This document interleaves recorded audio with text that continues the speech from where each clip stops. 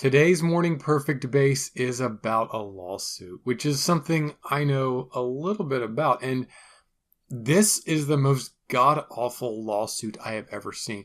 I have had the privilege of working with a lot of attorneys, but not even the one who thought that e-filing was just a fax could have made something this embarrassing. So the deal is a police officer responded to a protest and someone threw a rock at him, which allegedly caused him permanent damage. Now, we do not know who this police officer is because he has filed his suit as John Doe, which you cannot do when you file a petition to begin legal proceedings. You put your name on it. It's the first fucking thing. You know how they're like, it's Plessy versus Ferguson. Plessy has to be in there. Like, the only more fundamental thing you can screw up in a court document is not sending it to court. The petition further claims that as the leader of this protest, D. Ray McKesson, was negligent in allowing harm to come to officers. Now, this flies in the face of established law, which says violence only abridges First Amendment right to protest in cases of very specific directional violence. Otherwise, that outrageous spray tan orangutan would have broken the law a lot of times in 2016. It would be an unreasonable expectation, but unreasonable may actually be the watchword for the law firm who wrote this, possibly on some sort of used tissue paper, maybe on some sort of saber-toothed tiger skin. I do not know if these people are stupid, ruthless, or merely very, very, very bad at being lawyers. So anyway, the law firm of, I presume, Hudson Zuckerhorn, filed this petition, which insanely accuses D. Ray McKesson of negligently causing harm, but it even goes further and sues hashtag Black Lives Matter. They sued the hashtag. There is a Black Lives Matter organization, and you can sue them. And I do not know if McKesson is affiliated with them, but Officer John Suckin' Nuts Doe's legal team sued the hashtag. Now, that seems silly on the face of it because stupid things offered seriously are silly. It's basically like a very short episode of It's Always Sunny in Philadelphia. I would say someone got paid to write this, but someone took money to write this. Obviously, the judge, being all judge and shit, they decided that a hashtag is not a suable entity because it's not. And a hashtag, which is an internet searchable string that people use to describe items which they wish to talk about, is not an entity under U.S. law. Therefore, this officer might as well put out an arrest warrant for the phrase microaggression. His next legal move could easily be to take the word moist to the People's Court. So obviously, Jim Carrey's character from Liar Liar or whatever, law school anchorman filled out this thing. It was very easy for Mr. McKesson's attorney, most likely some breed of actual goddamned attorney, to say this document is garbage. We would like to dismiss this. And the judge said, this document is garbage. We will go ahead and dismiss this. And then, I guess, negative universe Perry Mason, he says, hey, we would like to amend for all the reasons you said that our petition is bad. We would like to amend because of that. We do not understand what's happening. We would just like to use these crayons to put big red X's through all of the things that you said were bad about it. And the judge is like, no, that's stupid. Your lawsuit is stupid. You're stupid.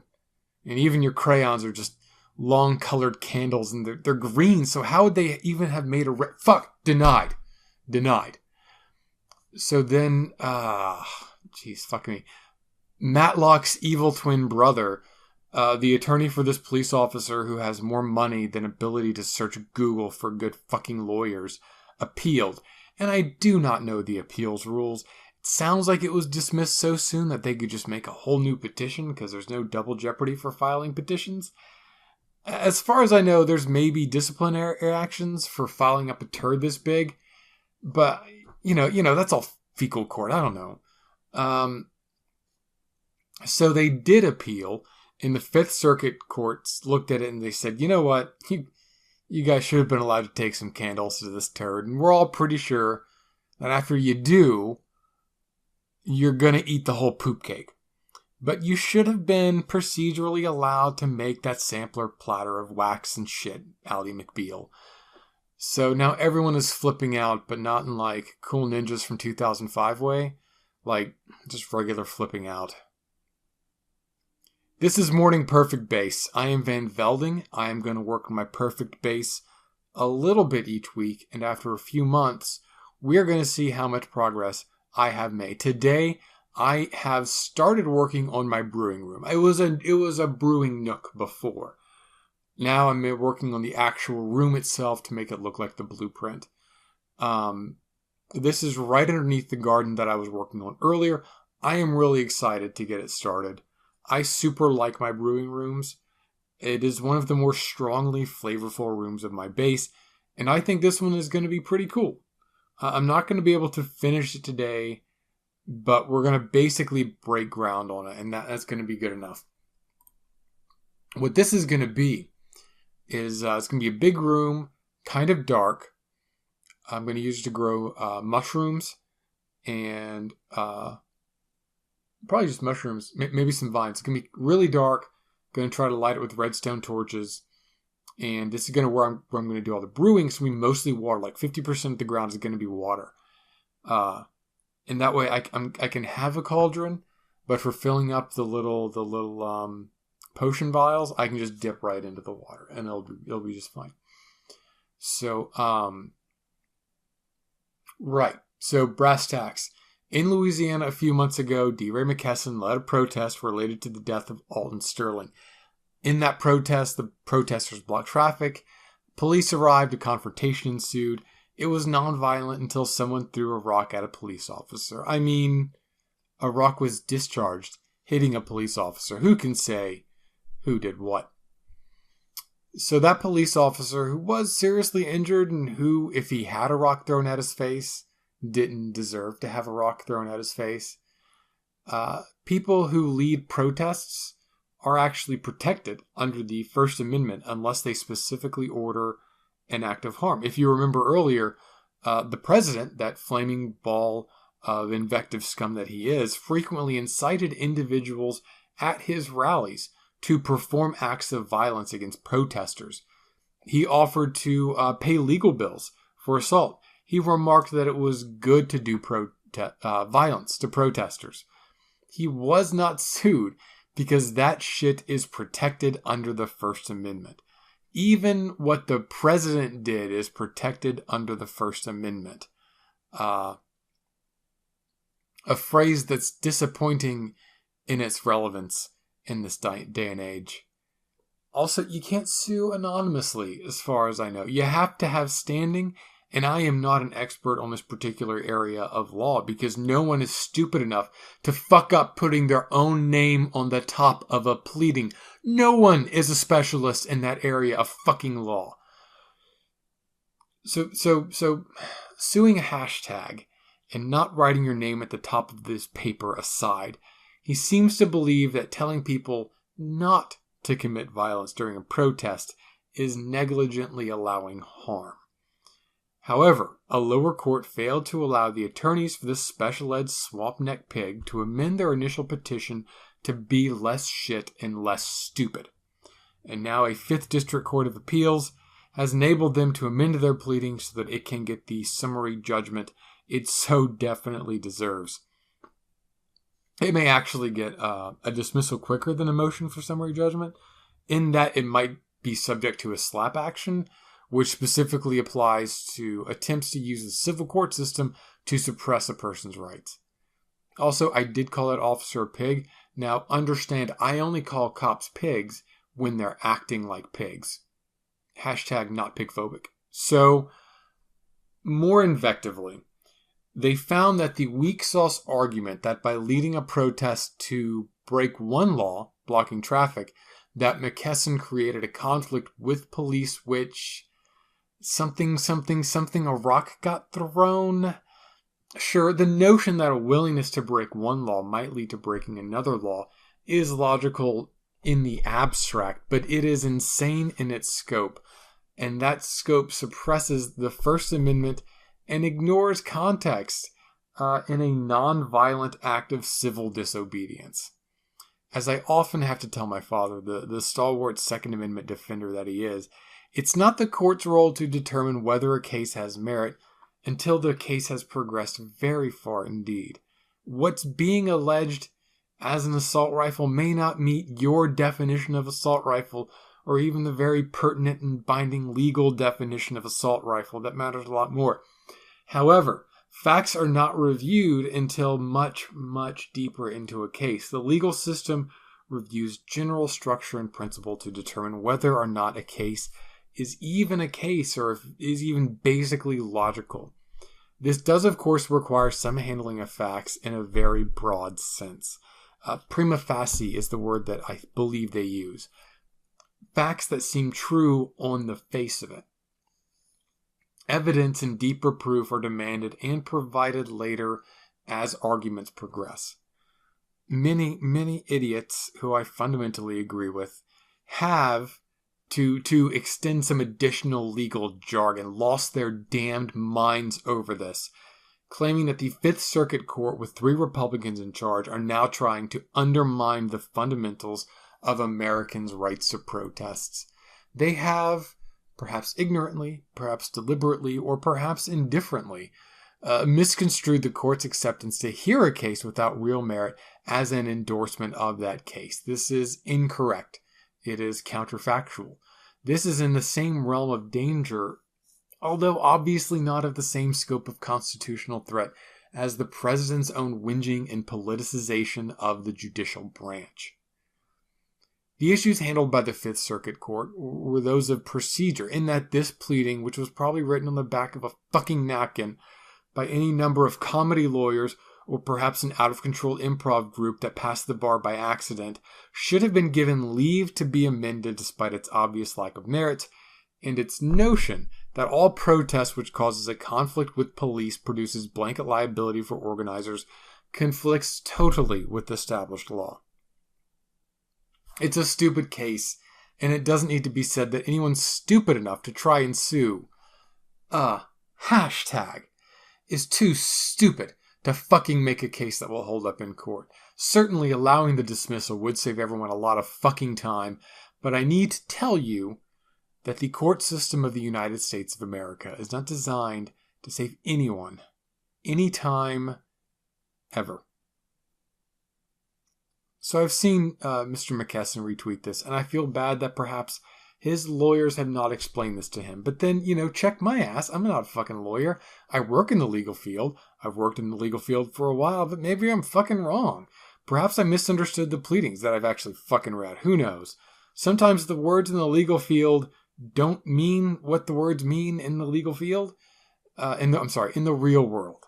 I don't know if that's good or not. I could get into that. Actually, you know what? Fuck it. This is Morning Perfect Base. It's my fucking show. I'll get in this fucking shit. So there's that. Okay, now I don't know, as an off-the-cuff discussion, if it's good that the legal field uses Latin. On the one hand, the Founding Fathers wrote English.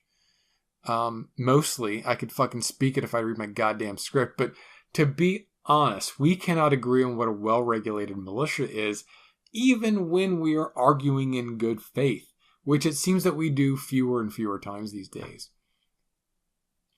You want your legal language to be the lingua franca for a good reason. You want people to speak the language that the law is written in, and vice versa.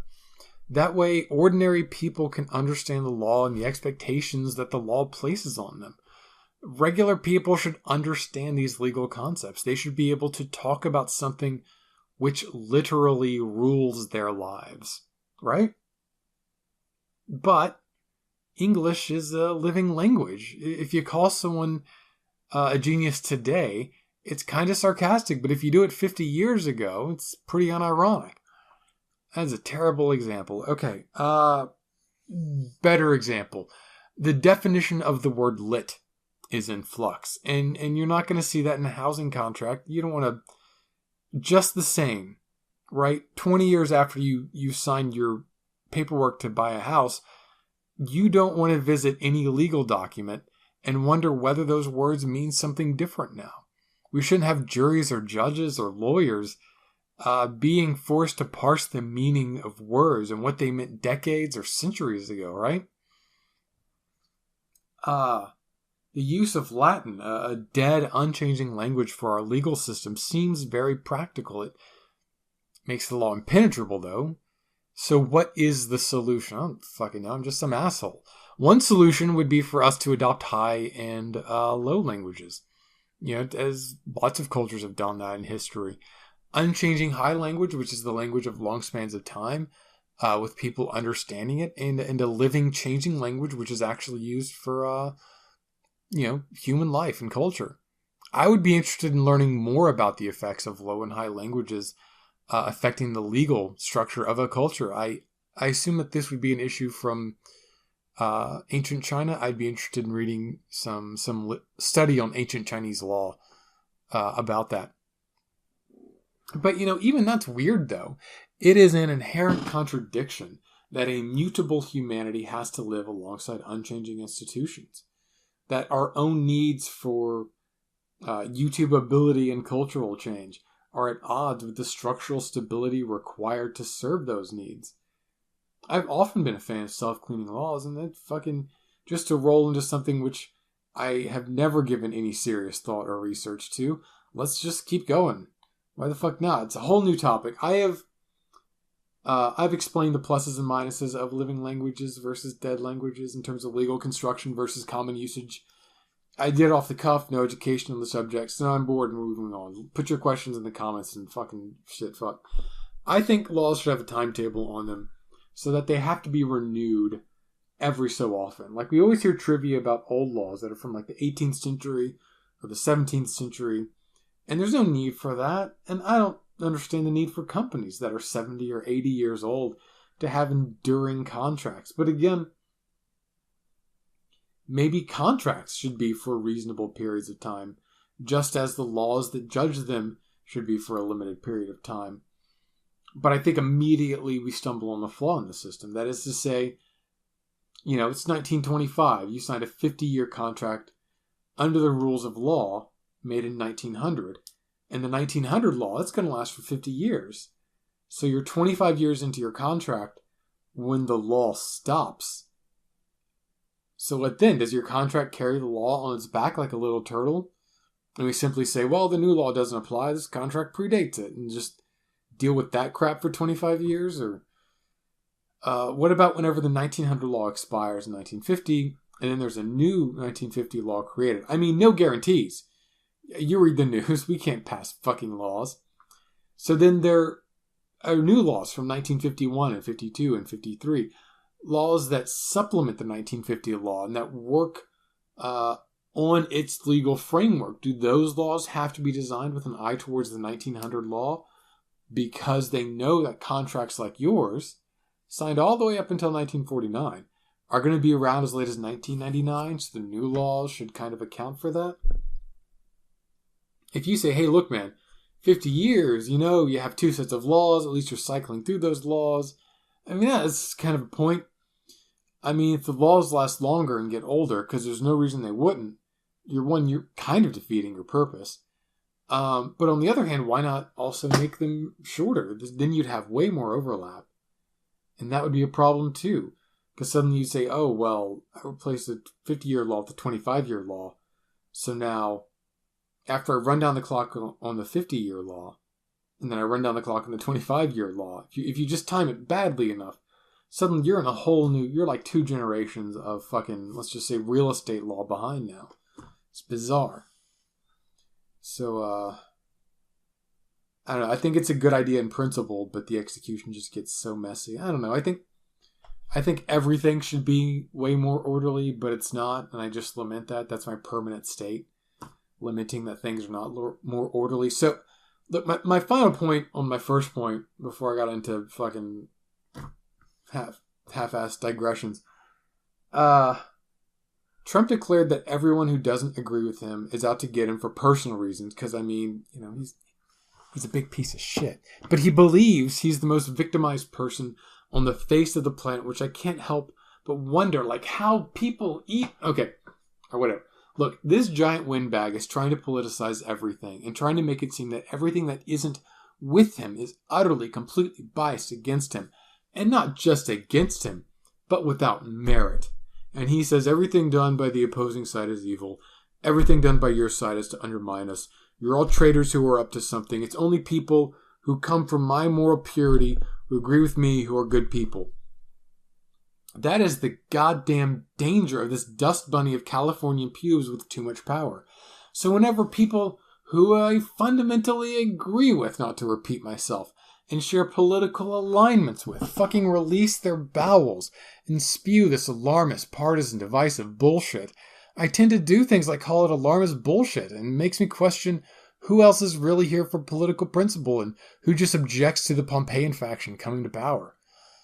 I love The Atlantic. I think The Atlantic's a great source. I trust them less when I reconcile what I know of the law with what they're telling me. Think Progress is actually like 50-50. I never held them in very high regard, but they're like 45-55 now, or whatever the opposite of that is.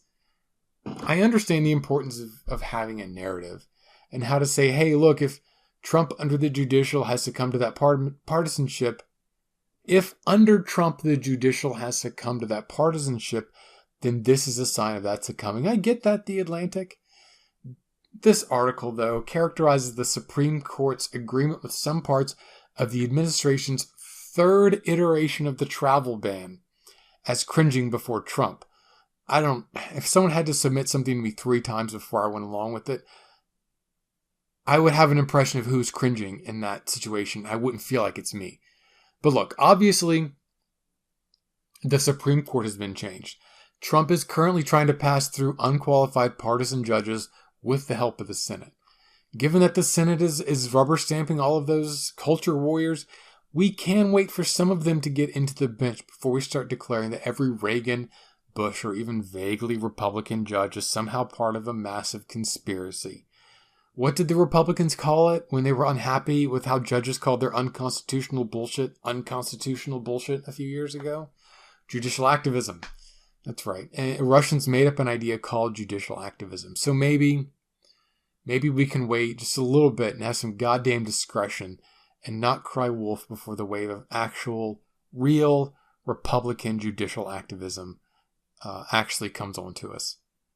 Because it is coming on to us. It is going to be here. It's just, like, calm the fuck down. It's not here yet. What have I got for time? Oh shit, I got like a minute left. Oh man. So I haven't read the article yet, but YouTube's apparently going to be kicking off extremist content. Like Sandy Hook truthers, 9/11 deniers for starters, people who support Nazism, racism, harmful ideologies, I think they called it. I know that a bunch of fucking proto-Nazis and pseudo-whiteys out there are fucking just crying their eyes out because, oh my god, it's censorship, because it's not censorship. It's like, oh, do you feel comfortable with YouTube telling people what to and what not to say? I'm like, yes, they're a public space. I trust every public space not to let certain people fucking just stand up and start shouting bullshit in it. Like, every space. I go to fucking Taco Bell. And yes, Taco Bell doesn't let me spew out Nazi creeds in the middle of Taco Bell.